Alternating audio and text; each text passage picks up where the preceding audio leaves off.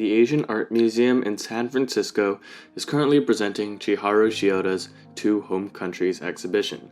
I had seen photographs of Shiota's work before, but when I walked into this installation in person, it was far more overwhelming than I had expected. As soon as I entered the gallery, my body was immediately surrounded by red, the dense threads weaving themselves into an inescapable web. Two Home Countries seems to be about Shiota's experience of living between Japan and Germany, but in the context of the end of World War II, the exhibition becomes more complex. Japan and Germany are not only two places Shiota has called home, they are also countries shaped by defeat, historical responsibility, and post-war reconstruction. This historical context gives the title a heavier weight.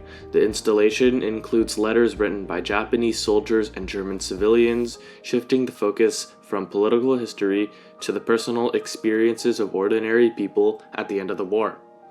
Shiota does not present history through facts or timelines, but instead transforms private memories into a physical environment that visitors can walk through. Although Shiota repeatedly uses thread and everyday objects in her work, this installation did not feel repetitive because each arrangement creates a different emotional experience. At the same time, I also wondered whether using such a beautiful installation to present war memory might risk aestheticizing historical trauma.